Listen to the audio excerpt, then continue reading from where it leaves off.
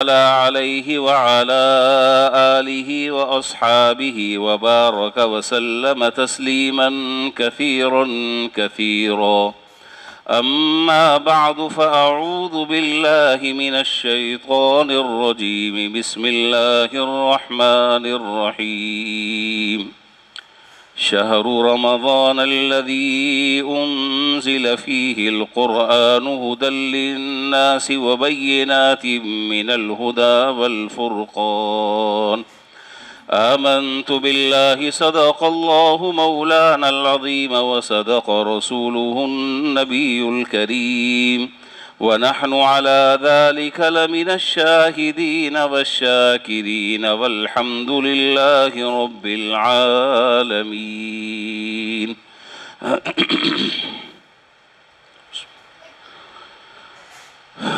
بزرگان محترم و برادران عزیز،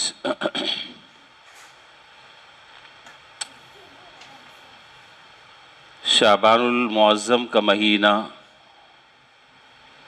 بڑی تیزی کے ساتھ اپنے اختتام کی طرف رواں دواں ہے، اور یہ جمعہ غالباً شعبان کا آخری جمعہ ہے۔ اللہ تعالیٰ نے چاہا تو انشاءاللہ اگلا جمعہ رمضان المبارک کا ہوگا۔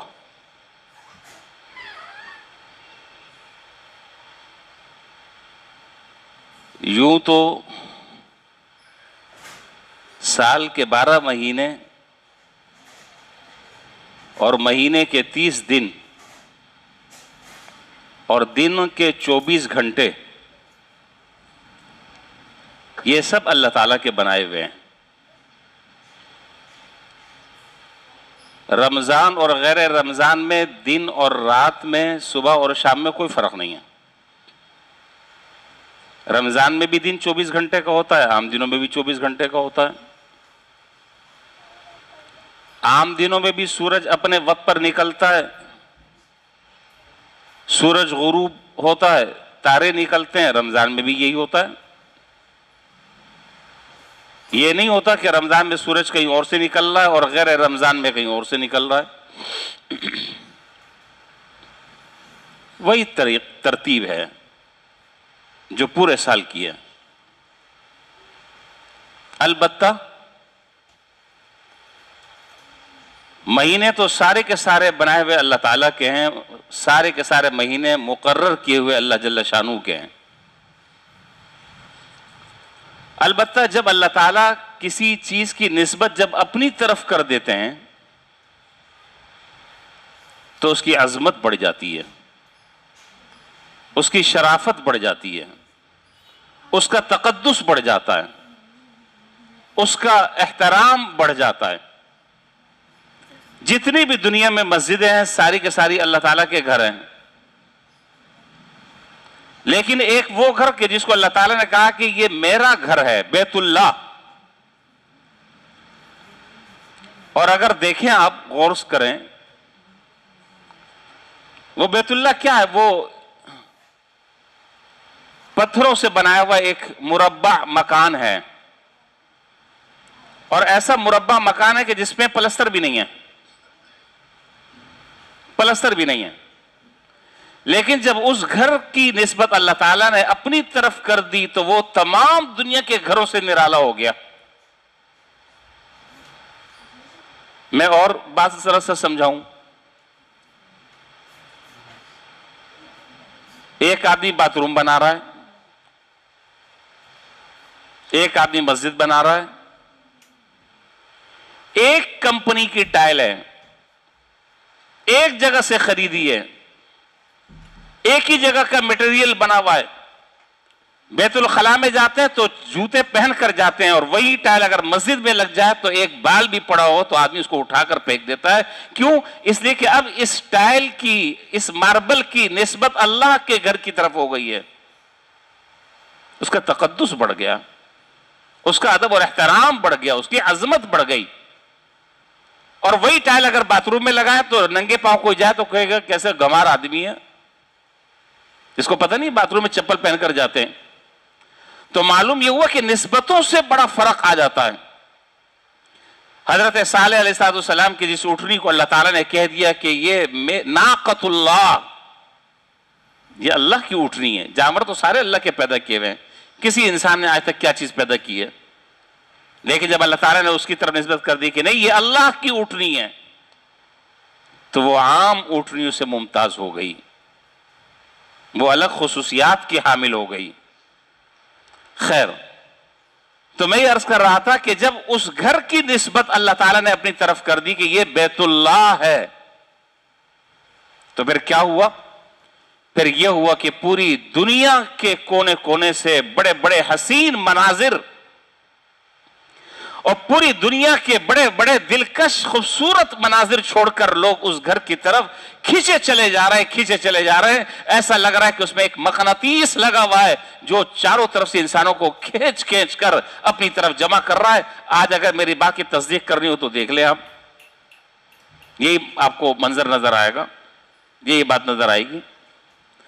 تو یہ تقدس کیوں بڑھا، یہ عظمت کیوں بڑھی، یہ لوگوں کا دل اس کی طرف کیوں کھینچ رہا ہے؟ اس لیے کہ اس گھر کی اللہ نے اپنی طرف نسبت کر دی کہ یہ بیت اللہ ہے، یہ اللہ تعالیٰ کا گھر ہے. تو معلوم ہوا کہ یہ عام گھر نہیں ہے. تو اسی طریقے سے مہینے سارے کے سارے اللہ تعالیٰ کے بنائے ہوئے ہیں، 24 گھنٹے اللہ کے پیدا کیے ہوئے. لیکن جب رمضان کا مہینہ آیا تو اس رمضان کے مہینے کو اللہ نے ایک نسبت عطا فرما دی، فرمایا کہ یہ خاص مہینہ ہے، یہ میرا مہینہ ہے، اور اس مہینے میں نے اپنی مقدس اور آخری کتاب کے لیے اس مہینے کو منتخب فرمایا. کتاب بھی آخری، کتاب بھی مقدس، پیغمبر بھی آخری، نبی بھی آخری. اللہ تعالیٰ نے ان تمام کی تمام چیزوں کی رعایت کر کر اس مہینوں میں بھی بہترین مہینے کا انتخاب کر کر اللہ نے اس قرآن کی نسبت سے اس مہینے میں 4 چاند لگا دیے. اس کا تقدس بڑھ گیا، اس کی عظمت بڑھ گئی، اس کی شان بڑھ گئی. فرمایا کہ یہ رمضان کا مہینہ میرا مہینہ، اس میں قرآن نازل ہوا ہے. اور اللہ تعالیٰ ہمیں نصیب فرما دے. بہت تیزی کے ساتھ وقت چل رہا ہے، بس چند دن باقی رہ گئے. میں تقریباً گزشتہ 2 جمعوں سے مختلف طریقوں سے یہ بات سمجھاتا ہوا آ رہا ہوں، اور یہ بات آپ کے سامنے میں ذکر کرتا ہوا آ رہا ہوں کہ بنیادی طور پر ہم ذہنی طور پر اس رمضان کے مہینے کے لیے آمادہ ہوں، ذہنی طور پر بھی، اپنے نظام الاوقات کے اعتبار سے بھی، اپنے دن رات کے معمول کے اعتبار سے بھی. اس مہینے کے لیے ہم تیاری کر رکھیں. پتہ نہیں کتنوں کو پتہ نہیں نصیب بھی ہوگا کہ نہیں ہوگا، مجھے بھی نہیں معلوم، آپ کو بھی نہیں معلوم. تو بنیادی طور پر ذہن میں یہ بات رہے کہ اس مہینے کو جس طریقے سے گزارنا ہے، اس مہینے میں جو کام کرنے ہیں، یہ مہینہ بڑی عظمتوں اور برکتوں والا ہے، اس کی قدر کرنی ہے. زندگی رہی انشاءاللہ اللہ تعالیٰ نے توفیق دی، یہ ساری باتیں آپ کے سامنے آئیں گی آہستہ آہستہ. ہر موقع کے اعتبار سے وہ بات میں آپ کے سامنے میں ذکر کروں گا. جناب نبی کریم صلی اللہ علیہ وسلم نے شعبان کے آخری دن، یعنی رمضان المبارک کے شروع ہونے سے 1 دن پہلے حضرات صحابہ کو جمع فرمایا، اور حضرات صحابہ کو جمع فرما کر آپ نے ان کے سامنے ایک خطبہ ارشاد فرمایا. اور اس خطبے کو آپ دیکھیں گے. ابھی آج ہم وہ خطبہ انشاءاللہ پڑھیں گے. میں اس خطبے کے چند اقتباسات آپ کے سامنے میں ذکر کر رہا ہوں. دیکھیے جناب نبی کریم صلی اللہ علیہ وسلم نے اس خطبے میں حضرات صحابہ کو کن باتوں کی طرف متوجہ فرمایا اور کن باتوں کی طرف آپ نے ان کا ذہن موڑا.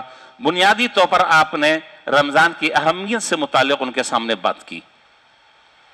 رمضان کی اہمیت کیا ہے، اس رمضان کے مہینے میں نیک کام کرنے کا اجر اور ثواب کیا ہے، اور یہ رمضان کا مہینہ ہے کیا، اس میں اللہ تعالیٰ کیا عطا فرماتے ہیں، اس رمضان اور غیر رمضان میں فرق کیا ہے، کیا خصوصیات ہیں؟ تو ایک جامع خطبہ جناب نبی کریم صلی اللہ علیہ وسلم نے حضرات صحابہ کے سامنے ارشاد فرمایا. میں اسی خطبے کے چند اقتباسات آپ کے سامنے ابھی میں پیش کرنے لگا ہوں. دوسری بات، رمضان سے پہلے شعبان کے آخر میں ہمارے ہاں پاکستان میں بھی اور باہر ممالک میں بہت زیادہ اس کا رواج ہے، یہاں پر بھی ہے رواج کہ رمضان سے پہلے اس طرح کے اجتماعات منعقد ہوتے ہیں، مجلسیں منعقد ہوتی ہیں جس کا عنوان ہوتا ہے استقبال رمضان. استقبال رمضان. تو عام طور پر جناب نبی کریم صلی اللہ علیہ وسلم کے عہد مبارک میں اور آپ کے زمانے میں ان چیزوں کا کوئی رواج اس طریقے کا نہیں تھا. اگر تو استقبال رمضان کی مجالس منعقد کرنے کا مقصد اپنے آپ کو کسی آئندہ آنے والے دن یعنی رمضان کے دنوں کے لیے ذہنی طور پر تیار کرنا ہے، اس کے لیے ذہنی طور پر آمادہ ہونا ہے، پھر تو بہت اچھی بات ہے. پھر یہ مذاکرہ، پھر یہ اجتماع، پھر یہ مل جل کر بیٹھنا بڑی سعادت کی بات ہے. لیکن اگر مقصود جو ہے وہ صرف گفتن ونشستن و برخاستن و خوردن، پھر کوئی حاصل نہیں. اب سمجھ گئے میں نے کیا کہا؟ اگر مقصد صرف یہ ہے کہنا، بولنا، سننا اور کھانا پینا اور کپڑے جھاڑ کر اٹھ جانا، پھر کوئی فائدہ نہیں. اور اگر مقصد ان مذاکرات سے، ان مجالس سے، ان اجتماعات سے یہ ہو کہ نہیں کوئی سبق لے کر ہم اٹھیں گے، کوئی معاہدہ کر کر اٹھیں، کوئی عہد کر کر اٹھیں، تو پھر یہ اجتماعات بڑے مبارک بات. تو جناب نبی کریم صلی اللہ علیہ وسلم نے رمضان کی آمد سے ایک دن پہلے حضرات صحابہ کرام رضی اللہ تعالیٰ عنہم کے سامنے ایک عظیم خطبہ ارشاد فرمایا. اور یہ وہ خطبہ ہے کہ جو حضرت سلمان فارسی رضی اللہ تعالیٰ عنہ سے منقول ہے. فرماتے ہیں، اور میرا ہر سال کا یہ معمول ہے کہ رمضان سے ایک جمعہ پہلے میں یہ خطبہ پڑھا کرتا ہوں اور اس میں جو احکام ہیں وہ سامنے میں ذکر کر دیتا ہوں تاکہ ہمیں اس آنے والے مہینے کی عظمت کا، اس کی اہمیت کا، اس کے بابرکت ہونے کا ہمیں کچھ نہ کچھ اندازہ ہو. چنانچہ فرمایا، قال خطبنا رسول اللہ صلی اللہ علیہ وسلم فی آخر یوم من شعبان. حضرت سلمان فارسی رضی اللہ تعالیٰ عنہ فرماتے ہیں کہ شعبان کے آخری دنوں میں جناب نبی کریم صلی اللہ علیہ وسلم نے ہمارے سامنے ایک خطبہ ارشاد فرمایا. فقال یا ایھا الناس، اور پھر ارشاد فرمایا کہ اے لوگو، قد اظلکم شہر عظیم، اے لوگو تم پر ایک بڑا عظیم اور بڑا بابرکت مہینہ سایہ فگن ہونے والا ہے. ایک بڑا بابرکت مہینہ چھا جانے والا ہے. دو چیزیں ہوتی ہیں، ایک ہوتا ہے کسی چیز کا آ جانا اور ایک ہوتا ہے کسی چیز کا چھا جانا. دونوں میں فرق آپ سمجھتے ہیں. آپ نے یہ نہیں فرمایا کہ یہ عظیم مہینہ تم پر آ رہا ہے، نہیں، فرمایا کہ یہ ایک عظیم مہینہ ہے جو تم پر چھا جانے والا ہے.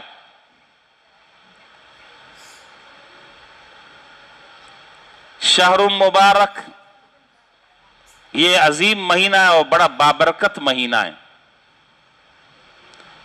کتنا بابرکت مہینہ، یہ تو انشاءاللہ زندگی رہی تو بات آئے گی.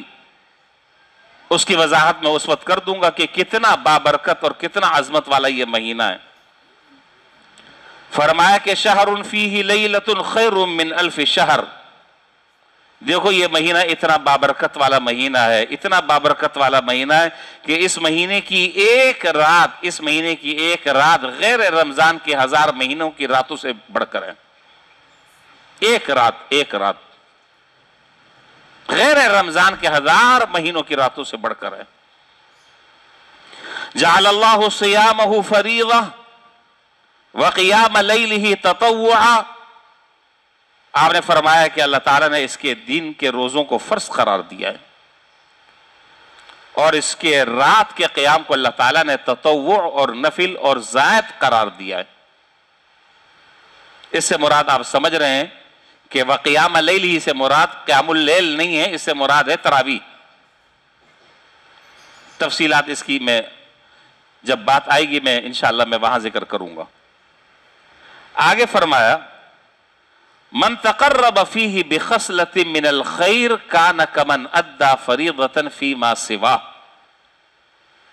ومن ادى فریضۃ فیہ کان کمن ادى 70 فریضۃ فیما سواہ۔ دو باتیں ارشاد فرمائی۔ پہلی بات یہ ارشاد فرمائی کہ یہ اتنا بابرکت اور اتنا عظمت والا مہینہ ہے کہ اس ایک مہینے میں اگر کوئی آدمی کوئی بھی نیکی کا کام کرتا ہے، کوئی بھی نیکی کا کام کرتا ہے، صرف نماز روزہ تراویح نہیں، جس نیک کام کی بھی اللہ تعالیٰ توفیق عطا فرما دیں تو وہ ایسا ہے جیسا کہ غیر رمضان میں فرض کا جو ثواب اللہ تعالیٰ اسے وہ عطا فرماتا ہے،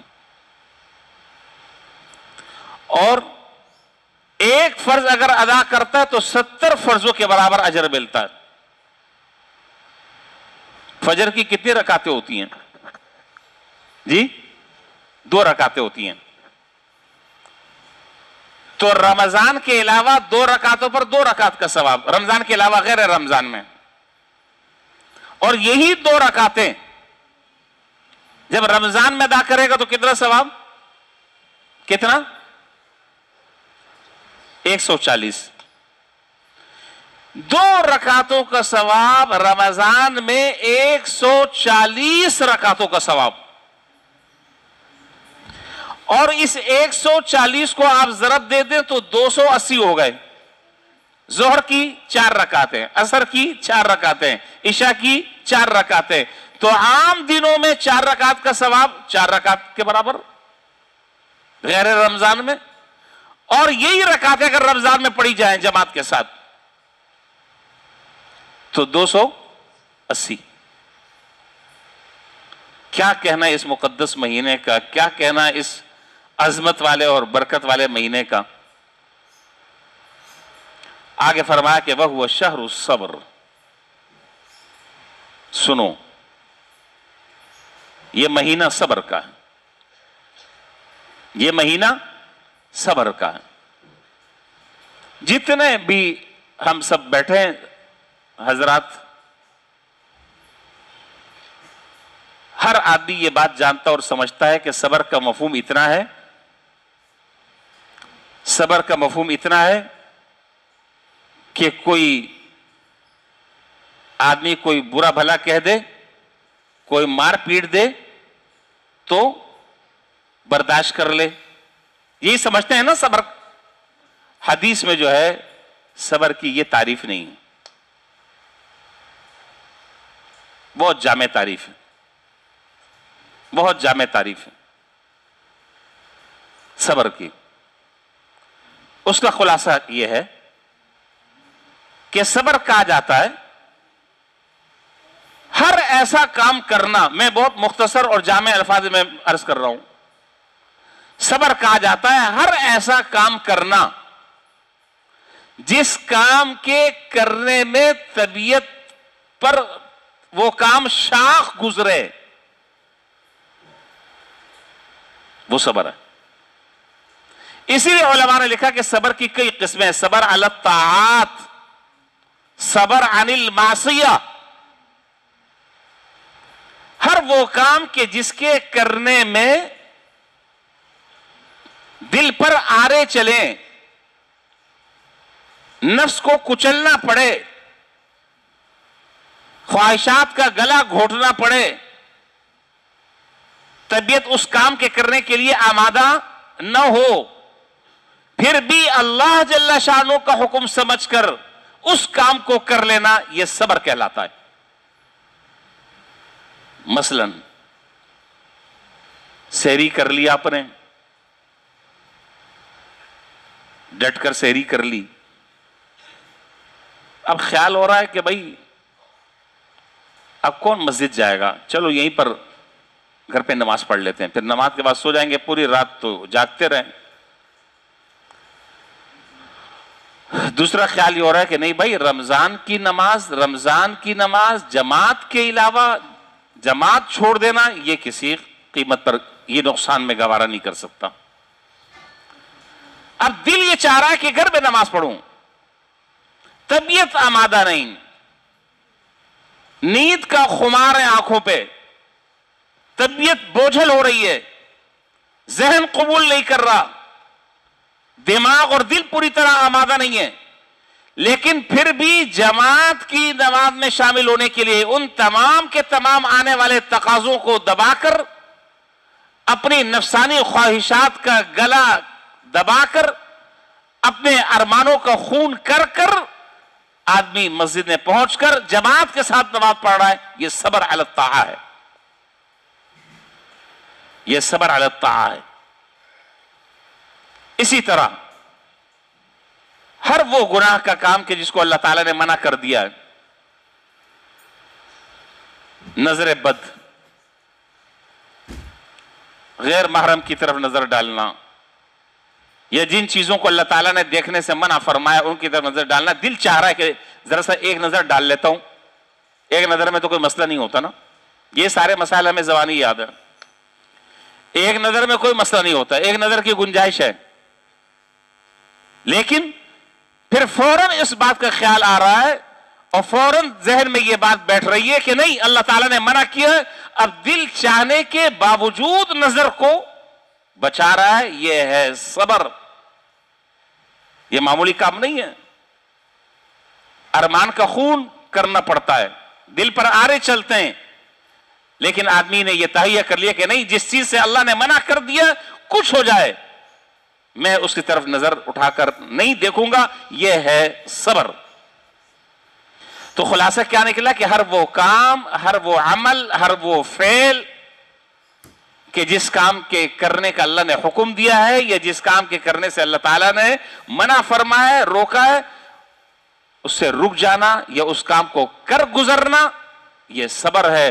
اور فرمایا کہ یہ صبر اتنا بڑا عمل ہے، اتنا بڑا عمل ہے، وَالصَّبْرُ ثَوَابُهُ الْجَنَّةِ، اس صبر کا بدلہ تو جنت ہی ہے، اس کے علاوہ اور کچھ نہیں ہے۔ اور قرآن کریم میں مختلف جگہوں پر اللہ تعالیٰ نے یہ بات ارشاد فرمائی کہ قیامت کے دن جو صبر کرنے والے ہوں گے ان کو کتنا اجر ملے گا، صبر کرنے والوں کو کتنا اجر ملے گا، بتا نہیں رہے۔ صبر کرنے والوں کا اجر کی کوئی لمٹ نہیں ہے، اس کی کوئی حد بندی نہیں ہے، اس کی کوئی انتہا نہیں ہے۔ کیا کہا؟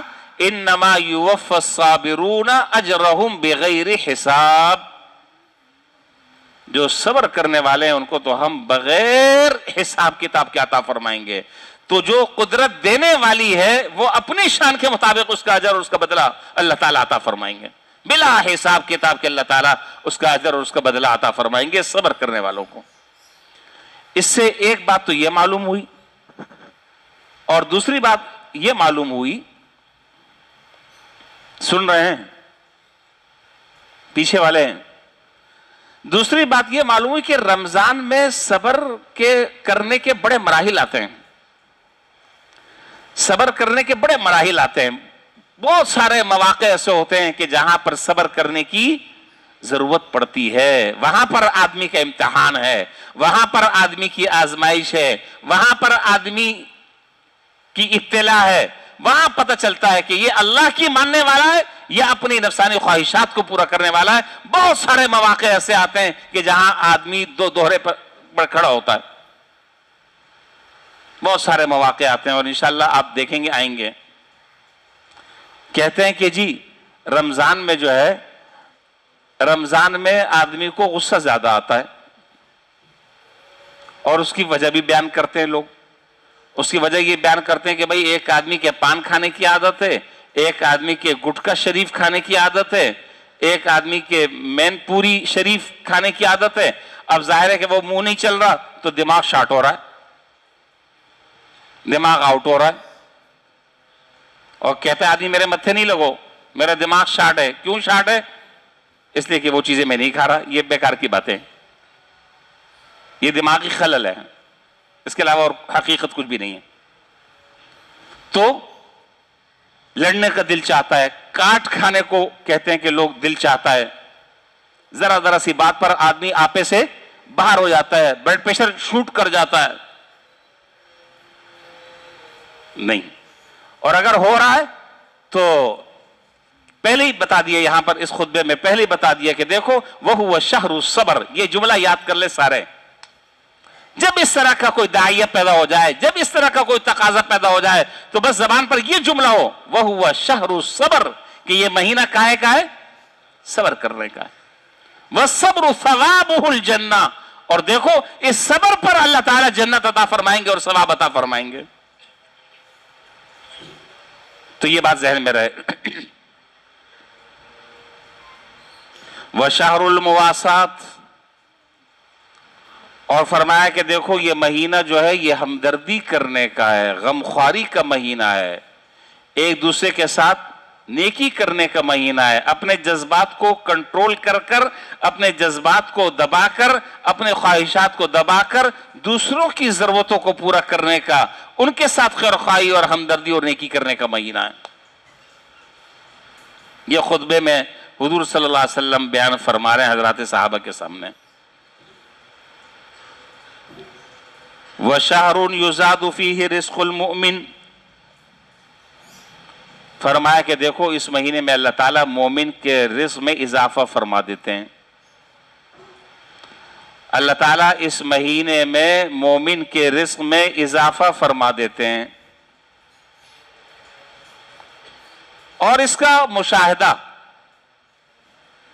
ہر آدمی کرتا ہے، ہر آدمی اس کا مشاہدہ کرتا ہے. عام دنوں میں بس اوقات وہ چیزیں ہماری دسترخوان پر نہیں ہوتی جو رمضان میں افطاری کے وقت دسترخوان پر ہوتی ہیں. پورے سال عام طور پر آدمی دیکھنے کو ترس جاتا ہے، اللہ تعالیٰ عطا فرما دیتے ہیں حلال طریقے سے. پھر اس کے بعد آگے ان روایتوں میں، آگے اس روایت میں اور بھی مختلف باتیں کہ کسی کو افطار کرانے کا کیا ثواب ہے، ایک گھونٹ پانی بھی اگر آدمی پلا دے تو اس کا بھی ثواب ہے، ایک کھجور کا دانے سے کسی کا روزہ افطار کرا دے اس پر بھی ثواب ہے، وغیرہ وغیرہ. یہ ساری باتیں آگے بیان فرمائی. اچھا جی، تو بھائی بات یہ ہے کہ میں یہ عرض کر رہا ہوں کہ ہم ذہنی طور پر اور عملی طور پر رمضان کے لیے اپنے آپ کو تیار کر لیں. میں دو تین باتیں اس سلسلے میں، مختصر سی ٹائم بھی ہو رہا ہے، مختصر سی دو تین باتیں میں عرض کروں گا. باقی انشاءاللہ زندگی رہی تو تفصیل پھر کسی وقت موقع آئے گا اس وقت میں بتا دوں گا. لیکن ابتدائی طور پر ذہن میں یہ باتیں اور یہ اہم پوائنٹ یہ ذہن میں رہنے چاہیے. پہلی بات تو یہ ہے کہ رمضان صرف تراویح پڑھنے کا اور روزہ رکھنے کا نام نہیں ہے.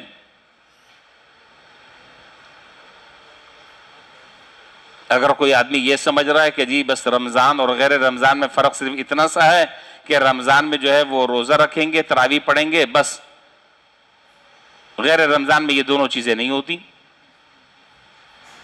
تو ایسا نہیں ہے. ایسا نہیں ہے. یہ دو کام تو کرنے ہی کرنے چاہے کچھ بھی ہو جائے، یہ تو ہر حال میں کرنے. اصل مسئلہ اس سے آگے کا ہے. وہ کیا؟ وہ یہ ہے کہ رمضان میں یہ ان دو کاموں کے ساتھ ساتھ، رمضان میں ان دو کاموں کے ساتھ ساتھ جس چیز کو ہمیں کثرت سے کرنا ہے، زیادہ کرنا ہے، ذہنی طور پر اس کے لیے ابھی سے آمادہ ہونا ہے، وہ کیا؟ وہ ہے کثرت سے نوافل کا اہتمام. کثرت سے نوافل کا اہتمام. فرائض تو پڑھنے ہی پڑھنے انشاءاللہ. دیکھیے جناب نبی کریم صلی اللہ علیہ وسلم نے ہمیں اور آپ کو 5 نمازوں کا ادا کرنے کا حکم دیا جو کہ فرض ہیں. لیکن اگر آپ جناب نبی کریم صلی اللہ علیہ وسلم کی اپنی ذاتی زندگی کو دیکھیں تو آپ کی زندگی میں فرض کے علاوہ ایک بہت بڑا حصہ نوافل کا ہے. مثلا تو ہم میں سے ہر آدمی یہ ارادہ کر لے، ہر آدمی یہ نیت کر لے کہ میں اب جو باتیں بتا رہا ہوں اللہ تعالیٰ سب سے پہلے مجھے اس کی توفیق دیں، آپ کو اس کی اللہ تعالیٰ توفیق عطا فرمائے، ہم سب کو اللہ تعالیٰ اس کی توفیق دیں کہ عام دنوں میں جو ہماری نماز کی روٹین ہے غیر رمضان میں، تو رمضان آنے کے بعد مجھے اس روٹین کو چینج کرنا ہے. مثلا مسجد میں ذرا سا پہلے آ گئے، مسجد میں اذان ہوتی مسجد میں پہنچ گئے، اگر مکروہ وقت نہیں ہے تو 2 رکعت تحیۃ الوضو پڑھ لیا، 2 رکعت تحیۃ المسجد پڑھ لی، سنتیں پڑھ لی، جی نوافل پڑھ لیے. سحری کے لیے سارے اٹھتے ہیں تو 8 رکعت، 12 رکعتیں، 4 رکعت، جتنا موقع ہو لمبی لمبی رکعتیں تہجد کی پڑھ لیں، پڑھتے ہیں سارے. فجر کی نماز پڑھی، فجر کی نماز کے بعد تلاوت کر لی، تلاوت کے بعد اشراق پڑھ لے. سورج نکلنے کے 12 منٹ کے بعد جو وہ اشراق کا وقت شروع ہو جاتا ہے. پھر زوال سے پہلے ذرا سا 4 رکعت جو ہے وہ چاشت کی پڑھ لے. مغرب کی نماز پڑھی، مغرب کی نماز کے بعد 6 رکعتیں اوابین کی پڑھ لے. لیکن میں تو یہ دیکھتا ہوں کہ 2 رکعت سنت بھی بڑی مشکل سے پڑھی اور اس کے بعد ایسا بھاگتے ہیں، ایسا محسوس ہوتا ہے کہ جیسے کوئی پکڑ کر ابھی بٹھا لے گا کہ اب تراویح سے پہلے تم یہاں سے نہیں جا سکتے. بھائی تو میرے رمضان اور غیر رمضان میں فرق ہونا چاہیے نا. اگر عام دنوں میں اوابین نہیں پڑھ رہا تو کم سے کم رمضان میں تو میں اس کا عادی بن جاؤں، رمضان میں تو میں اس کی عادت بنا لوں، تاکہ فرق تو ہو نا رمضان میں اور غیر رمضان میں. تو اشراق ہے، چاشت ہے، اوابین ہے، تہجد ہے، صلاۃ التوبہ ہے، صلاۃ التسبیح ہے. ان چیزوں کا ہم سب کو اضافہ کرنا ہے اپنے معمولات میں. دوسرا، قرآن کریم کی تلاوت کا اہتمام عام دنوں کے مقابلے میں زیادہ ہونا چاہیے. رمضان اور قرآن دونوں خاص چیزیں اور ہر ایک کا تعلق دوسرے کے ساتھ ہے. چنانچہ روایات میں کہ جب رمضان شریف آتا حضرت جبرائیل علیہ السلام تشریف لاتے اور جناب نبی کریم صلی اللہ علیہ وسلم ان کے ساتھ قرآن کریم کا دور کرتے. کیا معنی دور کرنے کا؟ کہ ایک مرتبہ حضرت جبرائیل علیہ السلام سناتے حضرت صلی اللہ علیہ وسلم کو، اور ایک مرتبہ حضرت صلی اللہ علیہ وسلم حضرت جبرائیل علیہ السلام کو سناتے. اور روایات میں یہ بھی ہے کہ جو رمضان آپ کی زندگی کا آخری رمضان تھا، اس کے بعد آپ کا انتقال ربیع الاول میں ہوا، یعنی آخری جو رمضان تھا اس میں آپ نے 2 مرتبہ دور فرمایا. تو معلوم کیا ہوا کہ عام دنوں میں اگر ہم قرآن کریم نہیں پڑھ پا رہے یا قرآن کریم کے پڑھنے میں، یہ تلاوت کرنے میں سستی ہے، تو اپنا نظام الاوقات اس طرح سے ہم مرتب کریں کہ ہمارا زیادہ سے زیادہ وقت جو ہے وہ نماز اور قرآن میں لگنا چاہیے. اس میں کوئی اختلاف تو نہیں ہے؟ کسی کا اختلاف ہو، کوئی مسئلہ ہو؟ کسی کا اختلاف ہے. نماز قرآن میں کس کا اختلاف ہے؟ تو نماز اور قرآن ان 2 چیزوں پر فوکس کریں، دونوں چیزوں کو فوکس کریں. رمضان میں یہ کام ہمیں زیادہ کرنا ہے. गुनाह से बचने का एहतमाम करना है। आंख गलत जगह नहीं उठेगी, कान गलत बात नहीं सुनेगा। पूरे रमजान के महीने में हर आदमी ये अहद करे, पूरे रमजान के महीने में किसी की ग़ीबत नहीं करूंगा, किसी को मैं तकलीफ नहीं पहुंचाऊंगा, जबान को कंट्रोल में रखूंगा, आंखों को कंट्रोल में रखूंगा, कान को कंट्रोल में रखूंगा, दिल और दिमाग को गलत ख्यालात से पाक रखूंगा। ये महीना दर हकीकत अल्लाह ताला हमारी रूहानी तरबियत करना चाहते हैं, एक तरबियती कोर्स से अल्लाह ताला हमें गुजारना चाहते हैं। तो अगर इन कामों को कर लिया, इन बातों का एहतमाम कर लिया, बातें इंशाअल्लाह जैसे जैसे मौका होगा, अल्लाह ताला ने चाहे इंशाअल्लाह जैसे जैसे मौका आएगा उस मौके की मुनासिबत से मैं आपकी खिदमत में बातें मैं गोश गुजार करता रहूंगा। सिर्फ मकसद जो है वो याद दहानी है और पिछला जो सबक है उसको दोहराना है। मैं भी अमल का मोहताज हूं, मैं ज्यादा हूं, आप कम हैं, लेकिन हम दोनों किसी न किसी एतबार से अमल के मोहताज हैं। और हम ये फैसला कर कर यहां से उठें, ये फैसला कर कर हम यहां से उठें आज कि इंशाअल्लाह रमजान का जो महीना है वो गैर रमजान से बिल्कुल अलग होगा। मैं अपना निज़ामुल औक़ात ऐसा मैं तरतीब दूंगा, अपने मामूलात में इस तरह डिजाइन करूंगा कि ज्यादा से ज्यादा वक्त मेरा जो है वो इबादत में इंशाअल्लाह गुजरेगा। और हदीस शरीफ में है, जनाब नबी करीम सल्लल्लाहु अलैहि वसल्लम ने इरशाद फरमाया, मन सलीम लहू रमज़ान सलीमत लहू सना, जिस आदमी का रमजान सलामती से गुजर गया उसका पूरा साल इंशाअल्लाह सलामती से गुजरेगा। कौन हमें से नहीं चाहता कि हमारा रमजान के अलावा पूरा साल हमारा सलामती से गुजरे? कौन नहीं चाहता? सारे चाहते हैं पूरा साल सलामती से गुजरे, पूरा साल आफियत से गुजरे, पूरा साल इब्तिला फितने और आजमाइशों से बच बचा कर हम गुजरें। उसके लिए जरूरी है कि रमजान में मुजाहिदे के लिए तैयार हो जाएं। हजरत हम और आप, मैं खुद शामिल हूं, सबसे पहले मैं और आप वो मुजाहिदा नहीं कर सकते रमजान में जो हमारे अकाबिरीन ने मुजाहिदे रमजान में किए हैं। हम तो छोटे मोटे काम कर लें तरीके से, हमारे लिए इतना ही काफी है। मैं अगर वो अपने अकाबिरीन के और अपने बुजुर्गों की अगर मैं आपको बातें सुनाऊं तो आप कहेंगे पागल आदमी है, पता नहीं अभी तो आंख का ऑपरेशन हुआ, अब इसको दिमाग का भी ऑपरेशन करना है। आप हैरान हो जाएंगे कैसी बातें कर रहा है ये। 3 दिन के अंदर 3 डेज 3 दिन के अंदर एक कुरान करीम खत्म करने का मामूल था। और बाज अकाबिरीन के बारे में तो इससे भी आगे की बातें बाज फरमाते थे कि एक दिन में वो पूरा कुरान करीम खत्म करते थे। आप मुझे बताएं कि जो आदमी 3 दिन में, मैं आखिरी बात आपसे पूछकर बात खत्म कर रहा हूं, जो आदमी 3 दिन में कुरान करीम खत्म करने का अहद कर ले और मामूल बना ले, क्या उसको गीबत करने का वक्त मिलेगा? उसको यारी दोस्ती का वक्त मिलेगा? उसको किसी से गपशप करने का वक्त मिलेगा?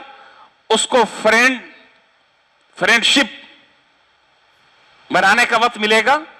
उसको मोबाइल और व्हाट्सएप और फेसबुक और यूट्यूब और गूगल इसमें वक्त लगाने का मौका मिलेगा? नहीं मिलेगा। क्यों? उसके सामने एक हदफ है, उसके सामने एक मकसद है, उस हदफ तक उसको पहुंचना है। उसके लिए वो खाना भी कम खाएगा, अफ्तारी भी कम करेगा, सहरी भी कम करेगा, सोएगा भी कम। क्यों? इसलिए कि मुझे आज 10 पारे पढ़ने हैं, इतनी मुझे 100 रकातें मुझे आज नफिल की पढ़नी है। अल्लाह ताला ये जज्बा मेरे अंदर भी पैदा कर दे, आपके अंदर भी पैदा कर दे। हमारा रमजान अच्छा गुजर जाए, आफियत से गुजर जाए, और इस रमजान में हमारे अंदर दीनी एतबार से इतनी तब्दीली आ जाए कि ये 1 महीने की तकलीफ और ये 1 महीने का मुजाहिदा शायद हो सकता है कि मेरी पूरी जिंदगी बदलने का जरिया बन जाए। गलत तो नहीं कह रहा मैं? 1 महीने का मुजाहिदा, 1 महीने की मुशक्कत, 1 महीने की तकलीफ हो सकता है कि मेरी पूरी जिंदगी की काया पलट जाए। अल्लाह रब्बुल आलमीन इस रमजान को हम सब के लिए खैर का, बरकतों का, मग़फ़िरतों का, रहमतों का अल्लाह ताला जरिया बनाए और हमें अल्लाह ताला इससे सही तरीके से मुस्तफ़ीद होने की तौफ़ीक़ अता फरमाए। व आखिर दावाना अल्हम्दुलिल्लाहि रब्बिल आलमीन।